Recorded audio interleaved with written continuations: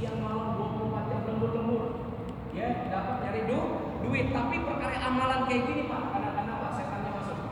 Udah dah, sibuk ini capek, ujung-ujungnya kita kagak kerja itu amalan. Kalau Bapak kerja itu amalan, subhanallah 33, alhamdulillah 33, Allah Akbar 33, dosa-dosa kita diampun. Kalau dosa ada diampuni, nanti ilmunya Allah gampang masuk. Ilmunya Allah susah masuk dikarenakan adanya bintik hitam di dalam hati kita, adanya dosa. Makanya selesai salat disuruh istighfar sama Nabi.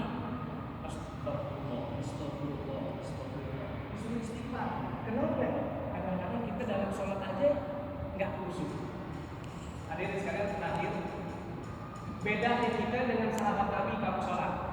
Kalau sahabat Nabi dia sholat Pak, 2 rakaat aja nih. Masalahnya dia setelah sholat selesai. Ya, masalahnya sahabat setelah selesai sholat selesai.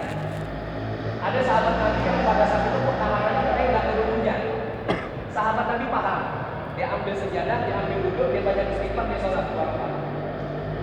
Dia minta, ya Allah, belum angkat tangannya untuk hujan udah turun tuh sholatnya sahabat. Jadi bisa menyelesaikan masalah. Dan binatang yang hidup bisa, binatang yang mati bisa hidup lagi. Dalam satu perjalanan ada sahabat Nabi menunggangi seekor keledai atau onta mati di tengah perjalanan.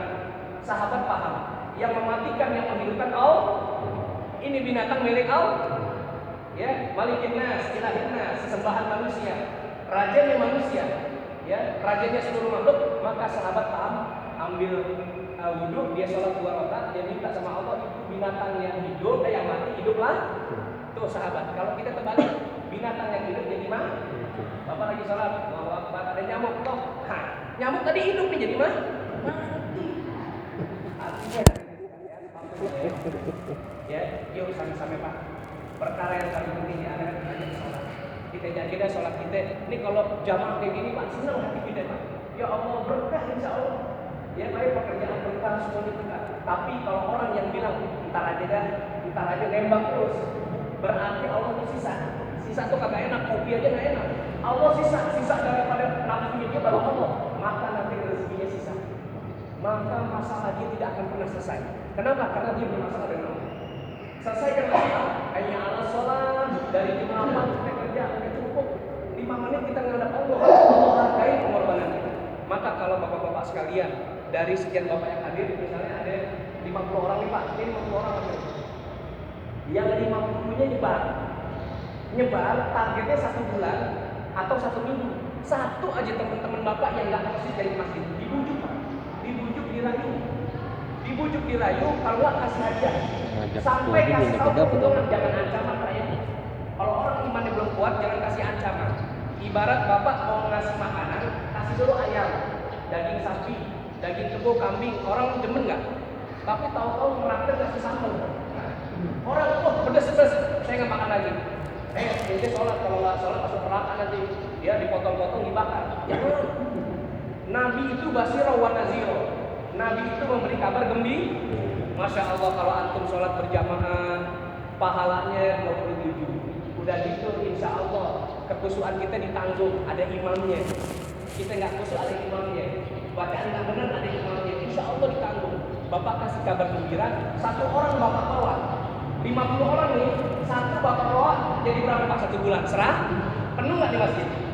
Nah bapak-bapak yang ngajak, Allah lihat, oh ini salesnya Allah nih, salesnya Allah. Sekarang orang berada di satu-satu itu nawarin sales barang-barang yang belum tentu asli. Ya, Pepsodent, Sunsilk, berani nawarin. Kita kenapa nggak berani nawarin produknya Allah? Kalau antum sholat, ini produk Allah Pak. Kalau antum sholat berjamaah, pahalanya besar. Maka Allah lihat inti. Maka kita akan diberi keberkahan oleh Allah berupa bonus-bonus. Apa bonusnya? Ketenangan hati. Insya Allah nanti di alam kubur Bapak terhindar dari azab kubur. Azab kubur dan masuk surga tanpa ya Allah Pak, itu Pak yang kita mohon kepada Allah. Allahumma inni a'udzubika min adzabil qabri wa min adzabin nar wa min fitnatil mahya wal mamat wa min fitnatil masiihid dajjal. Hadirin sekalian, hanya sekedar mengimbau. Kalau begini kan iman kita kecas Pak. Ya, iman kita kecas tuh. Iman perlu dicas, kalau nggak dicas iman kita turun. Duit, makanan, pakaian masuk ke hati kita, pusing. Kenapa? Karena ngecasnya pakai dunia.